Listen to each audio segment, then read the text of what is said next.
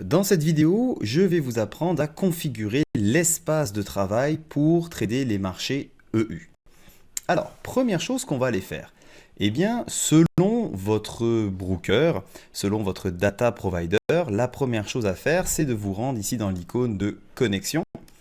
Donc là, par exemple, j'ai pris avec Tradeovate. Si c'est avec AMP, eh bien, vous allez utiliser vos identifiants pour CQG. Et si c'est avec le broker, Interactive Broker, et que vous passez par Kinetic, eh bien, il faudra tout simplement rajouter manuellement les instruments dans votre Market Analyzer. Pour ceux qui utilisent donc AMP avec CQG ou Tradeovate, une fois que vous êtes connecté, eh bien, vous devez sélectionner donc soit Tradeovate, soit à ce moment-là CQG. Et n'oubliez pas que pour la même chose que les instruments US, vous devez télécharger les instruments. Ça va être la même chose quand vous allez devoir faire votre rollover. Donc vous cliquez sur Download. Et rappelez-vous, quand on fait sur les marchés US, on va sélectionner le CBOT et le CME. Eh bien, pour aller chercher les instruments EU, il va falloir sélectionner ici Eurex. Donc vous cliquez sur Eurex et vous faites télécharger, download. Vous allez voir, download completed. Donc moi, forcément, ça a été instantané parce que je les ai déjà fait.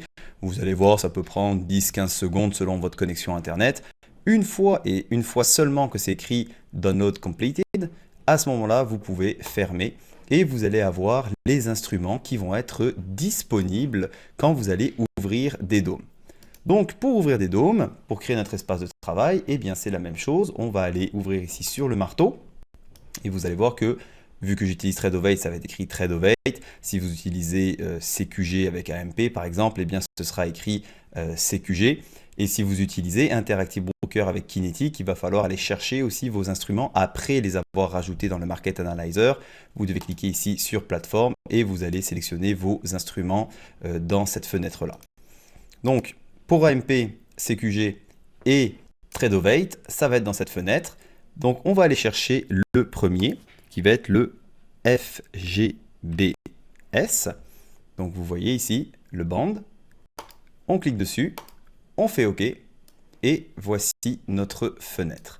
Donc, on va faire exactement la même chose pour tout le reste des bons EU et pour les indices. Pour le suivant, on va aller chercher le FGBL.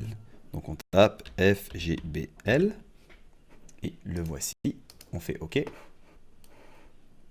Donc après, libre à vous de le configurer en termes de taille.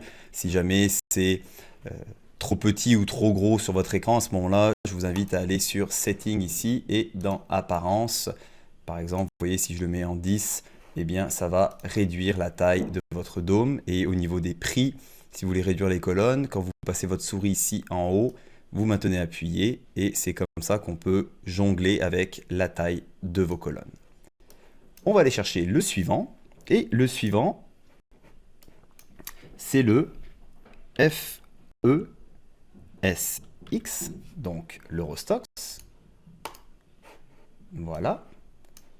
On va aller chercher le DAX, donc FDAX. Voilà. Étant donné que le DAX, c'est un instrument qui va être beaucoup plus volatile au même titre que le S&P 500 ou le Nasdaq, je vous invite fortement à aller changer sa taille. Donc là, par exemple, si on le met, voyez, en 8, vous pouvez voir que ça nous donne une vision globale beaucoup plus intéressante que s'il était aussi gros que les autres. Et le dernier que j'ai oublié, c'est le FGBM.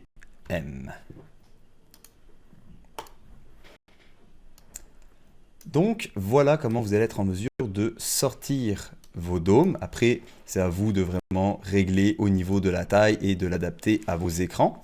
Si vous voulez rajouter les tapes, à ce moment-là, il faut cliquer sur le cochon ici et vous allez faire les mêmes manipulations. Si, exemple, on veut le tape sur le DAX, eh bien, on va faire le FDAX ici. Et quand on fait OK, eh bien, nous avons le tape sur le DAX. Donc, voilà comment on va faire notre espace de travail.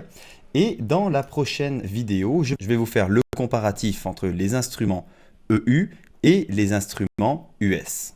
Donc dans l'ordre de gauche à droite, on va utiliser le FGBS, donc qui est le SHATS. Par la suite, on va utiliser le FGBL, qui va être le band.